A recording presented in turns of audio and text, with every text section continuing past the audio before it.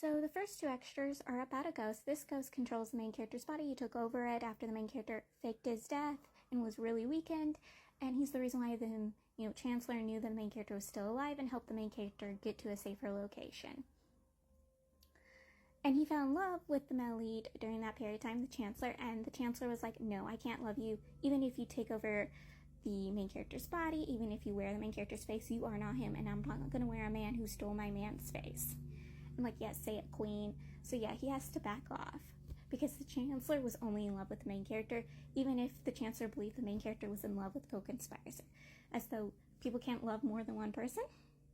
Especially if he thought at the time you basically, de-announced his feelings. He's gonna try to move on, fall in love with someone else. But whatever. Whatever. But yeah, the ghost really did try to get the Chancellor to fall in love with him and help him take over the main character's body, but he failed. He very much failed. The second extra is the fact that we learned that the ghost in the first extra, he was actually a heir to the throne, and his throne was stolen from him by his mother and a relative or the grandfather of the Chancellor. Basically, he kept trying to put his own twin brother on the throne, but everyone around him told him he should be the one on the throne, and once he got the throne, he basically got exonerated. They imprisoned him and gave his brother his own identity, and he literally suffered and killed himself over it. But traveling as a ghost free from his prison cell, he comes across a little spirit, and later he finds out that little spirit is actually his twin brother. And his twin brother didn't betray him. Once his twin brother realized what was going on and what their mother and the, Chancellor's grandfather or a relative of the Chancellor was planning to do, he killed himself. So his brother's throne was being stolen. Only sadly, when he killed himself, the ghost killed himself. So twin brothers killed themselves. And then he's like, when his brother is again trying to sacrifice for him, he's like, did you not learn your lesson? Like, if we're gonna, reincarnate, we're gonna reincarnate together. And his brother's like, but we won't remember each other. And he's like, it doesn't matter if we don't remember each other. We can find each other, and deep down, we will feel our feelings for each other.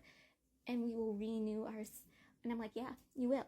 But I'm also getting incest vibes from this. I hope it's not incest. But like, there was another ghost, like, basically pointing out the incest between them. I'm like, a little strange. But again, the main character fell in love with his own cousin. And like, I guess like two of the male leads in this were his cousins. The only reason why I think the Emperor was a male lead was because I saw a little bit of TikToks here and there for this book stating that, the Emperor was another male lead. But yeah, little incest. The Chancellor was hilarious drunk. Like, the main character purposely gets him drunk even though the Chancellor never wants to get drunk. He purposely got the Chancellor drunk, and the Chancellor got furious. He became a little beast and attacked the main character. He was throwing things. He was saying the main character didn't love him and was still in love with the co-conspirator. Found him dull. That's why he got him drunk, because he found him dull. The main character, yes. Because, their life was just perfect. They were just a perfect match for each other. And the main character just wanted to see what he was like drunk. Because he saw, the Emperor drunk. He saw the conspirator drunk. And he saw the brothel worker drunk. So he wanted to see if his lover was going to be exactly like those guys. He wanted to see a new side of his lover. Only a beast came out. His lover, while drunk, had martial arts skills. And I'm pretty sure they switched. Because, like, the main character was bragging about how the Chancellor always let him do whatever he wants to him. And I think once the Chancellor got drunk, the Chancellor took the top. And I'm like, oh, are they a switch couple? But then the main character got rid of anything that could get the Chancellor drunk. And I'm like, oh, really? He's like, I don't want to go through that again. I'm like, snap. No, you guys could have been a switch.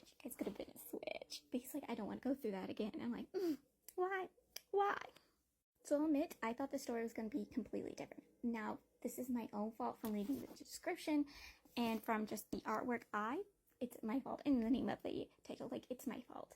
But I thought it was going to be one of those stories where, the main character's trying to clear his names, fix the issues in court, protect the Emperor, just make sure that his life is pleasant, and then be able to fall in love with someone who cares for him and dares for him.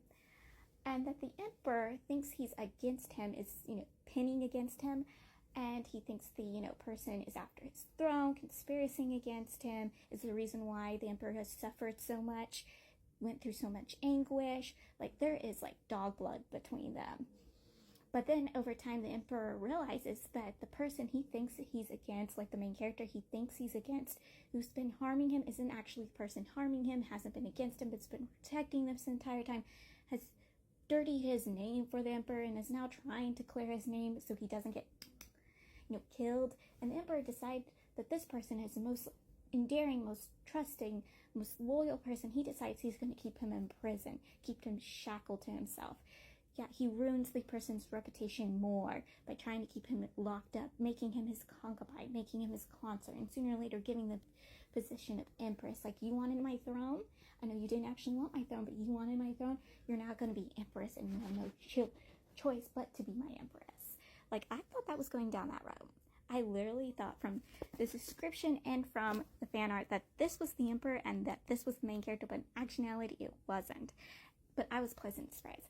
It just shows I've been reading way too much dog blood and harem stories that I thought it was going down that road, when this was actually the main character and this was the chancellor. I think it's hilarious. I really did think that was funny. Like, I was reading the first few pages and like the first chapter, and I was confused, and then started keep reading, and I was starting to get really confused. I'm like, wait, so was my ideas wrong? What was my thoughts wrong? Wow. Like, I've been, like, when I bought this book, and it's been like a whole month or two since I bought the book, I kept thinking conspiracy thoughts of what was going on, and I was totally wrong, but I still loved it. I really did.